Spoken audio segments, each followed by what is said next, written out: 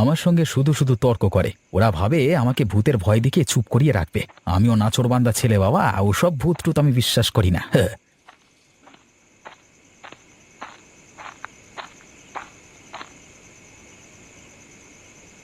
কই, কোথায় ভূত? এই তো ওই তেঁতুল গাছের সামনে এসে দাঁড়িয়ে আছি। যাতে সব আজে বাজে কথা বলে ভয় দেখাতে পারলে আর কিছু চায় না বাবা। হের, এই যাই যাই, এবার ধূপটা গাছের নিচে রেখে দিয়ে এখান থেকে চলে যাই। কালকে চায়ের দোকানে বেটাদের আচ্ছা করে ধোলাই হবে। হুম।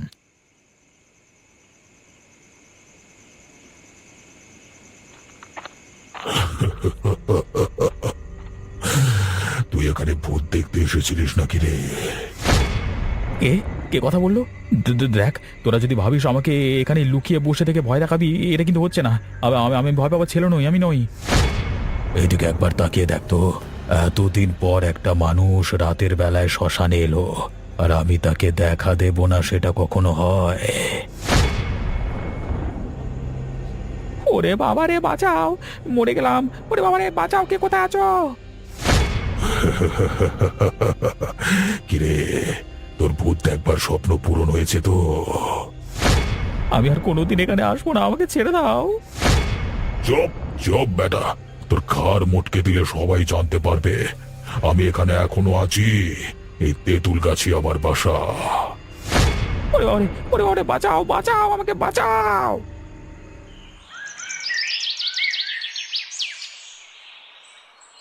দিবাকর, দিবাকর, তুই কি ভেবেছিস বলতো? তোর বয়সটা কত হলো? দিনের বেলা শুধু পড়ে পড়ে ঘুমোস আর সময় নষ্ট করিস, কোনো কাজকর্ম করিস না কেন রে? আমার কাজকর্ম করতে ভালো লাগে না মা। ভালো লাগে না? তাহলে তুই করতেটা কি চাস? আমারও তো বয়স হচ্ছে, আমার দিকে একটু তাকা। আমি সাধু সন্ন্যাসী হয়ে যাব। সংসার পরিবারের প্রতি আমার কোনো মোহ মায়া নেই। কি হবি? সন্ন্যাসী? সন্ন্যাসী হবি?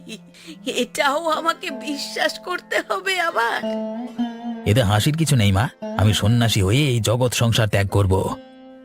তুই তাহলে প্রতিদিন ওই চায়ের দোকানে আড্ডা দিতে যাস কেন? সাধু সন্ন্যাসীরা কি চায়ের দোকানে আড্ডা দেয়? হাঁকিবাজি ধান্দা না? মা, তুমি এসব বুঝবে না। শুধু শুধু সকালবেলা আমার সঙ্গে তর্ক করো না তো। কিছু না বললেই তো ভালো। এতদিন তো চুপচাপ আছি, বাকি জীবনটাও চুপচাপ থাকবো আর কি। আমি মরে যাওয়ার পর বুঝবি, তখন কেউ তোকে দেখবে না। শুধু শুধু আমাকে এসব কথা বলে সংসারের জালে জড়িও না মা। আমি যেটা হতে চাই, আমার যেটা স্বপ্ন, সেটা আমাকে পূরণ করতেই হবে। তোকে আর কিছু বলার নেই। তোর যথেষ্ট জ্ঞান বুদ্ধি হয়েছে, যা ভালো বুঝিস কর। হ্যাঁ মা, আমি করবই করব। অন্তত চেষ্টা করতে তো আমি ছাড়বো না। সাধু হয়ে জগৎ সংসারের উন্নতি আমি করব একদিন। এখন আমি যাই। কোথায় যাচ্ছিস? চায়ের দোকানে দীক্ষা নিতে? যত সব। আপনি এই গ্রামে নতুন? হ্যাঁ, আমি এক ভবঘুরে সন্ন্যাসিনী। কিছুদিন এই গ্রামে কাটিয়েই আমি চলে যাব। তা আপনি একা এলেন, আপনার সাথে তো কাউকে দেখছি না। আমি কাউকে সাথে নিয়ে চলি না, আমি একা থাকতেই বেশি ভালোবাসি। কিন্তু আপনি এখানে থাকবেন কোথায়? যদি কিছু মনে না করেন তাহলে আমার বাড়িতে থাকতে পারেন, আমি না হয় আপনার সেবা করব। আমার থাকবার স্থান কারোর বাড়ি ঘর নয়, আমি শ্মশানে থাকতেই বেশি পছন্দ করি। ইয়ে মানে শ্মশান? আপনি একা একা, আপনার ভয় করবে না?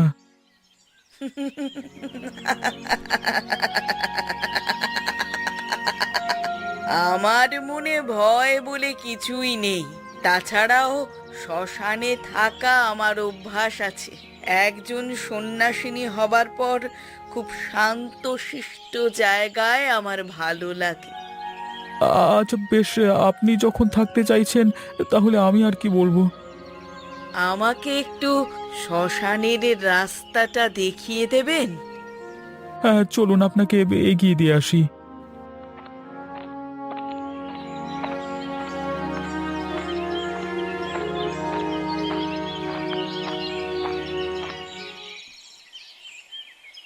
এই যে মা, এটাই হলো আমাদের গ্রামের শ্মশান।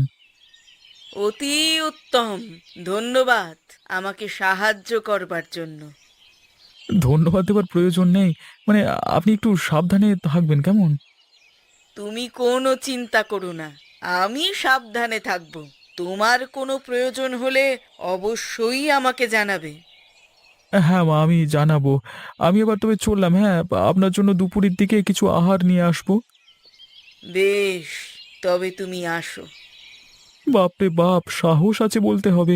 একজন মেয়ে হয়ে শ্মশানে শ্মশানে রাত কাটিয়ে বেড়ায়, সত্যি ভয়ানক বিষয়। নিশিকান্ত, নিশিকান্ত। আরে, কে ডাকছে আমাকে? এভাবে আমার নাম ধরে কে ডাকে? একবার বাইরে গিয়ে দেখি তো, কোনো মাতালের কাজ হবে মনে হচ্ছে।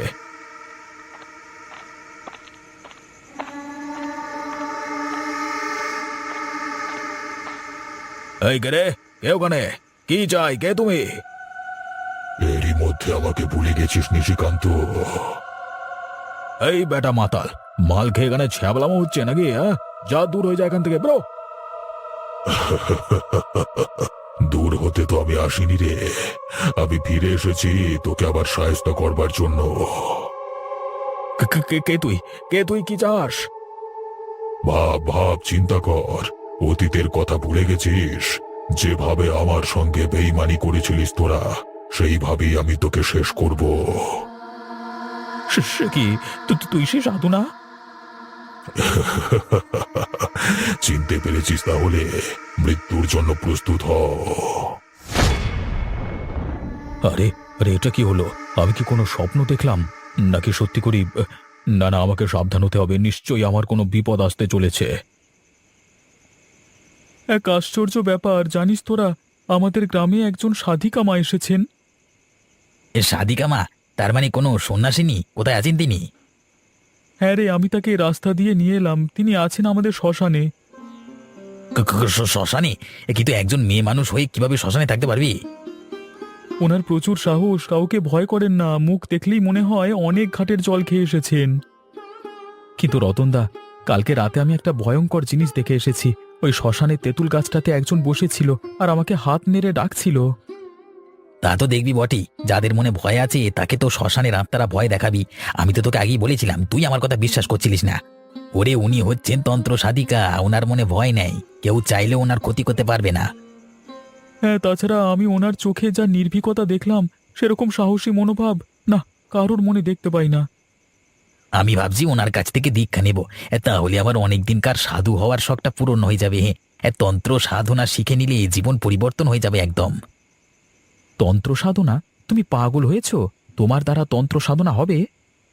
ওরে হবে হবে, সব হবে, তোরা দেখিনিস, একদিন এই গ্রাম আমার জন্য ধন্য ধন্য করবে। চল চল, এখন আমি এলাম। দিবাকর একটা সুযোগ পেয়েছে, আর হাতছাড়া করবে না। ওং হ্রং ঘ্রিং গ্রং।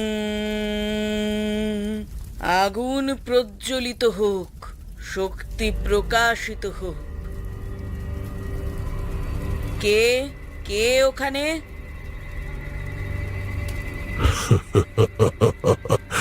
বহু বছর পর এই শ্মশানে কেউ এলো। তুমি কে? ওই তেঁতুল গাছের উপরে কি করছো? আমি এখানেই থাকি, এই তেঁতুল গাছই আমার বাসা। কি হয়েছিল আপনার সাথে? আপনি এভাবে তেঁতুল গাছে আশ্রয় নিয়েছেন কেন? প্রতারণা। আমার এক শিষ্যা এই গ্রামে এক লোকের পাল্লায় পড়ে আমার সাথে প্রতারণা করেছিল। তাই নাকি? আপনি কি তখন থেকেই এখানে? আপনি শুধু শুধু কষ্ট পাচ্ছেন, আপনি এখান থেকে চলে যাচ্ছেন না কেন? আমাকে শুধু খুন করা হয়নি, আমার আত্মাকে এখানে বন্দি করা হয়েছিল। আমি যতক্ষণ না তোদেরকে শেষ করব, ততক্ষণ আমার কোথাও গিয়ে শান্তি নেই। আমি আপনাকে সাহায্য করব, আপনি কোনো চিন্তা করবেন না। আমি এই সময়ের জন্যই অপেক্ষা করছিলাম, কবে কেউ এসে আমার কথা শুনবে। আজকে তুমি এসেছো, আমার খুব ভালো লাগছে। তুমি তোমার যজ্ঞ সম্পন্ন করো। তবে তার আগে আমি জানতে চাই, কারা কিভাবে আপনার সাথে বেইমানি করেছিল? আমাকে সব ঘটনা খুলে বলুন। বেশ, তবে শোনো।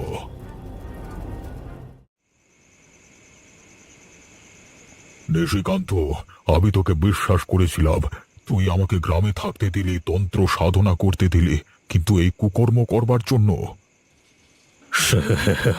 সাধু বাবা, তুমি কি সত্যি এত বোকা ছিলে? তোর মতো বুড়োকে কে সহ্য করবে? তোমরা কত সাধনা করো আমার জানা আছে। নিকিতা, তুই আমার সহকারিণী হয়ে এই পথ অবলম্বন করলি। আমার বিশ্বাস হচ্ছে না তুই এ কাজ করতে পারলি। প্রেমের বিষয় আপনি বুঝবেন না সাধু বাবা, আপনি আমাকে জোর করবেন না। এই পাপের ফল তোরা পাবি। ওপরওয়ালা তোদের ক্ষমা করবে না। একদিন না একদিন তোদের এই শাস্তি ভোগ করতেই হবে। এই সাধু, আমাদের মাঝখানে বাধা হয়ে দাঁড়াবি না বলে দিলাম। আমাদের একদম অভিশাপ দিবি না। এত কথা বলবার সময় নেই। এই বুড়োকে শেষ করতে হবে, না হলে এ আমাদের বাঁচতে দেবে না।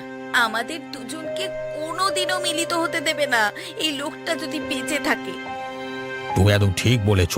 এই সাধু বেঁচে থাকলে আমাদের শেষ করে ফেলবে। আজকে তোকে মরতে হবে সাধু, তোর আজকে জীবন শেষ। তোরা পাপ করছিস, আবার মৃত্যুর পর তোরা কিন্তু শান্তি পাবি না। সে যা হবে দেখা যাবে। এসো, একে গলায় দড়ি বেঁধে আমরা ওই তেঁতুল গাছে ঝুলিয়ে দিই। না, আমাকে শেষ করে জীবনেও তোরা সুখী হতে পারবি না। আমি তোদের অভিশাপ। আর আমাদের মধ্যে কেউ বাধা হয়ে দাঁড়াবে না। আমরা এরপর স্বাধীন। তোমাকে আমি বিয়ে করে আমার ঘরে তুলবো। কেউ আমাদের আটকাতে পারবে না। দিবাকর, আমি তোকে কতবার বলেছি এসব পথ ভালো না। তুই সাধু সন্ন্যাসী হতে চাইছিস, কিন্তু সংসার পেলে কোথায় যাবি? অন্তত আমার কথা একবার ভাব। আমাকে ছেড়ে তুই সারা জীবনের মতো চলে যাবি? মা, আমার এসব গৃহস্থ জীবনে মন টেকে না। আমি তোমাকে আগে অনেকবার বলেছি আমি মুক্তি চাই। আমার মনে অনেক কিছু জানবার আকাঙ্ক্ষা, সেগুলোকে পূরণ করতে দাও। মুক্তি চাস? সংসার ফেলে পালিয়ে গিয়ে মুক্তি হবে? বাপ দাদার ভিটে ছেড়ে কপালে দুঃখ আনবি? আমার কথা মিলিয়ে নিস। কেউ আজ পর্যন্ত সংসার ছেড়ে সুখী হতে পারেনি। তোর সেই ধারণাই নেই একজন সাধু সন্ন্যাসী হতে গেলে কত কষ্ট করতে হয়। কষ্ট করতে আমার কোনো দ্বিধা নেই মা, আমি কষ্ট করব। যেখানে যেতে হয়, যত দূর যেতে হয় আমি যাব, তবু আমার মনের বাসনা আমি পূর্ণ করব। না না, আমি তোকে যেতে দেব না, যেতে দেব না। আমার একমাত্র ছেলে, তুই যদি চলে যাস আমি কি নিয়ে বাঁচবো? আমাকে আটকানোর চেষ্টা করো না মা। ওপরওয়ালা বোধহয় আমাকে সুযোগ করে দিচ্ছেন। না হলে ওই সাধিকা ঠিক এই সময় আমাদের শ্মশানে আসবেন কেন? আমাকে যেতেই হবে, তুমি আমাকে আটকেও না। তাহলে তুই আমার কথা শুনবি না, তাই তো? তোর বন্ধুদের কেউ ছেড়ে সারা জীবনের মতো চলে যাবি? আমি সত্যের সন্ধানে যাচ্ছি মা, তার জন্য যদি সকলকে ত্যাগ করতে হয় আমি তাও করতে রাজি। আর তোর দায়িত্ব, সেগুলোকে তুই এড়িয়ে যেতে পারবি? তুই এতটা বিপথে চলে যাবি আমি বুঝতেই পারিনি। তুমি যা ইচ্ছে বলতে পারো, কিন্তু আমি সিদ্ধান্ত যেটা একবার নিয়ে নিয়েছি সেটা থেকে আমি কিছুতেই পেছপা হব না। আমি চললাম। ওই সাধিকা মা হয়তো আমার মতন একজন শিষ্য চান। হায় উপরওয়ালা, তুমি দেখো দেখো, এই কষ্ট থেকে আমাকে মুক্তি দাও। আমার ছেলেটাকে আমার কাছে ফিরিয়ে দাও। দয়া করে ওকে বিপথে যেতে দিও না। যাই, নিশিকান্ত বাবুর ধারের টাকাটা আজকে শোধ করে দিয়ে চলে আসি। শুধু শুধু টাকাগুলো এতদিন ধরে ফেলে রাখবার কোনো মানে হয় না। উনি দয়ালু মানুষ বলেই কিছু বলেননি। নিশিকান্ত বাবু, আপনি আছেন? আপনার ধারের টাকাটা। তুমি ভয় পাচ্ছ? হ্যাঁ, ভয় পাচ্ছি। কারণ ওই সাধুর ভূত এসে আমাকে হুমকি দিয়ে গেছে। সামনে অমাবস্যা, আমার মনে হয় ওই দিনই আমাকে শেষ করবার পরিকল্পনা করছে ওই সাধুর ভূত। ও ও ফিরে এসেছে, আমি জানি। সে আমাদেরকে ছাড়বে না। কিন্তু তুমি যদি ভয় পেয়ে যাও তাহলে আমি আর কিচ্ছু করতে পারবো না। এটা কার গলা? নিশিকান্ত বাবুর বাড়িতে এ সময় মেয়ে এলো কোত্থেকে? একবার উঁকি দিয়ে দেখি তো। ওরে বাবা, এটা তো নিকিতা, কিন্তু সে তো মরে গেছে। তাহলে আবার এখানে কি করছে? এসব কি দেখছি আমি? আমি বাঁচতে চাই বলি তো তোমাকে আবার ডেকেছি। তুমি যেমন শিখিয়ে দিয়েছিলে আমি তেমনই মনোসংযোগ করে তোমার কথা চিন্তা করেছি। আমি তোমাকে সাহায্য করব বলেই এখানে এসেছি, কিন্তু এখন আমাদের কথা বাইরে থেকে কেউ শুনছে। তুমি একটু দেখো তো কে। ওরে বাবা রে, এ যেন মনে হচ্ছে আমার কথাই বলছে। আমি এখান থেকে পালিয়ে যাই, আমাকে ধরতে পারলে মেরে ফেলবে ওরা। ওরে বাবা! আপনাকে পেয়ে আমার জীবন ধন্য হয়ে গেছে মা। আপনি দয়া করে আমাকে দীক্ষা দিন। আমাকে দয়া করুন, আমি এই সাংসারিক জগৎ থেকে মুক্তি পেতে চাই। কিন্তু তুই কি পারবি রে? তোর দ্বারা সম্ভব হবে বলে মনে হচ্ছে না। তাহলে আপনি আমাকে পরীক্ষা নিন। আপনি যা পরীক্ষা নেবেন আমি তাতে উত্তীর্ণ হব, আপনি দেখবেন। দিবাকর, আমি অনেক দিন ধরে এই গ্রামের অশুভ শক্তির অস্তিত্ব টের পাচ্ছি।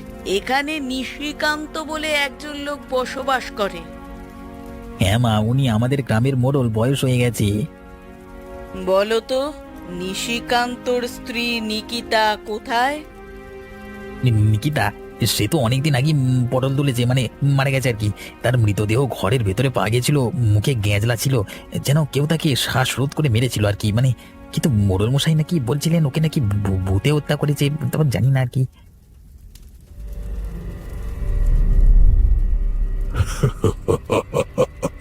ওকে আমি শেষ করেছিলাম। ওরে বাবা রে, ওকে ভূত!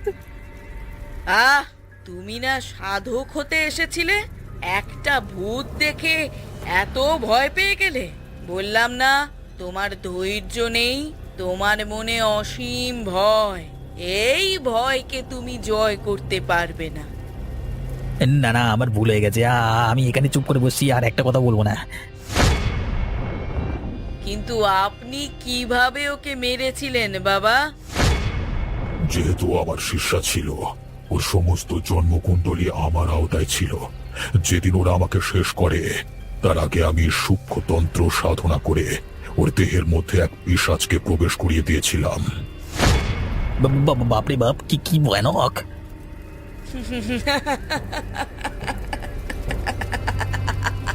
ভয়ের আর দেখলে কি, এখনো তো অনেক কিছু দেখবার আছে।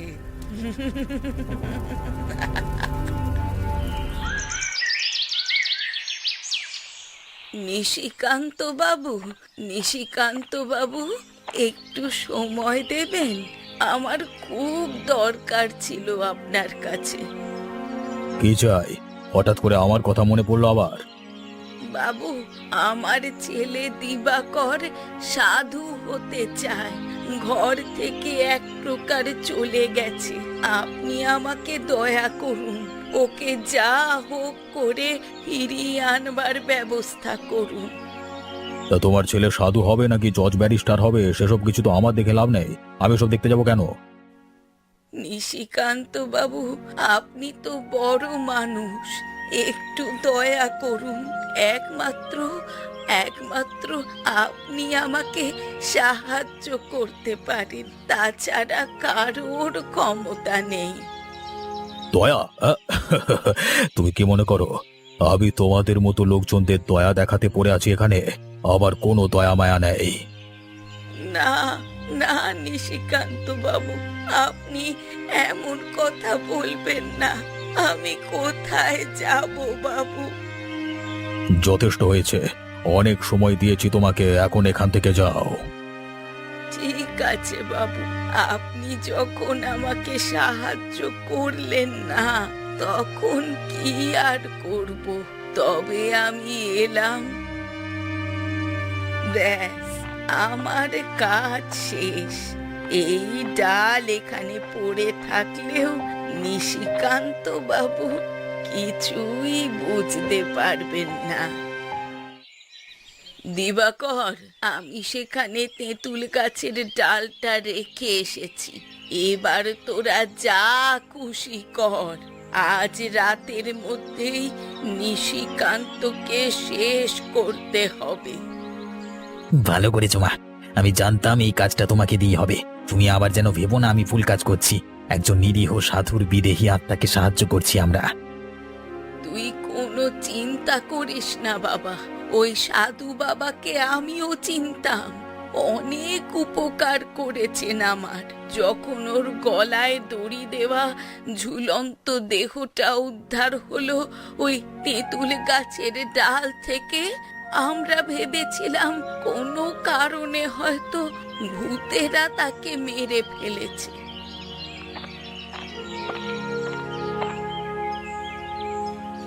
দিবাকর, তুই দোকানে যাসনি কেন রে ভাই? পলাশও যায়নি। আরে রতনদা, না এসে থাকতে পারলাম না রে, একটা ভয়ঙ্কর ঘটনা ঘটেছে, সেটা তোদেরকে না বলে থাকতে পারছিলাম না। কি ঘটনা রতনদা? গত রাতে নিশিকান্ত বাবুর বাড়িতে গেছিলাম, তার কাছে কিছু টাকা ধার নিয়েছিলাম ফেরত দিতে, কিন্তু গিয়ে দেখলাম তার সাথে একটা মেয়ে কথা বলছে। মেয়ে? কে মেয়ে? প্রথমে ভাবলাম কেউ নতুন কুটুমজন এসেছে, কিন্তু সে যখন আমার দিকে ফিরে তাকালো তখন দেখলাম সে তো নিকিতা। কিন্তু নিকিতা তো মরে গেছে। নিকিতার ভূতের সঙ্গে নিশিকান্ত কথা বলছিল? তার পরিকল্পনাটা কি দিবাকর? যাই পরিকল্পনা থাকুক না কেন, নিশিকান্ত আজকে রেহাই পাবে না। ওকে ওর পাপের সাজা পেতেই হবে। কালকে আমি কোনো মতে ওখান থেকে পালিয়ে এসেছি, না হলে হয়তো আমাকে আজকে আর দেখতে পেতিস না। তোমরা আজকে রাত্রে অন্তত কোথাও বের হবে না, তারপর যা হবে সেটা তোমরা দেখতে পাবে। কি হবে দিবাকর? হে মহাতান্ত্রিক, আবির্ভূত হন। আমি আপনার পথ খুলে দিয়েছি। এবার আপনার প্রতিশোধের সময় এসেছে। আপনি আপনার মৃত্যুর প্রতিশোধ নিন। বহুদিন ধরে এই মুহূর্তের অপেক্ষায় ছিলাম। আজকে রাতে নিশিকান্ত আবার তার পাপের শাস্তি পাবে। সবাই একদম ভালো নয়, বাতাস আমি কটু গন্ধ পাচ্ছি, নিশ্চয়ই কিছু অঘটন ঘটতে চলেছে। নিশিকান্ত, কেউ তোকে আমার হাত থেকে বাঁচাতে পারবে না রে। তুই শেষকালে আমার কাছে এসে পড়লি শয়তান, তোকে আমি শেষ করে ফেলবো। তুই চাইলেও আমার কিছু করতে পারবি না। দেখ তোর সামনে কে দাঁড়িয়ে আছে। সাধু বাবা, আপনি মরে গিয়েও আমাদের পিছু ছাড়লেন না। আমি কিছুতেই ওর গায়ে হাত দিতে দেব না আপনাকে। বেশ তো, চেষ্টা করে দেখ তো পারিস নাকি আমাকে আটকাতে। এটা এটা কি? এটা কি? আমি কিছু করতে পারছি না। আমি আমি এগোতে পারছি না কেন? আমি আমি আমি এগোতে পারছি না কেন? ওদিকে মারবার পরিকল্পনা আমি অনেক আগেই করেছিলাম, তাই এখানে ইতিমধ্যে তোকে বাধা দেবার ব্যবস্থা আমি করে দিয়েছি। ঘরের কোণে তাকিয়ে দেখ।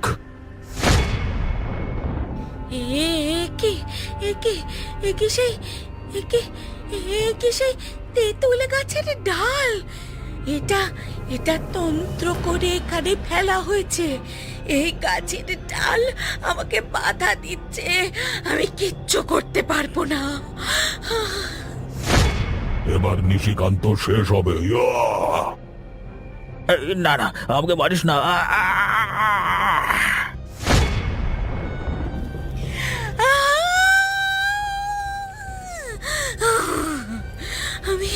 আমি চলে যাচ্ছি। আমি চলে যাচ্ছি। সাধু বাবা, আমাকে উদ্ধার করুন। আমি চলে যাচ্ছি। এটাই তোর পাপের শাস্তি।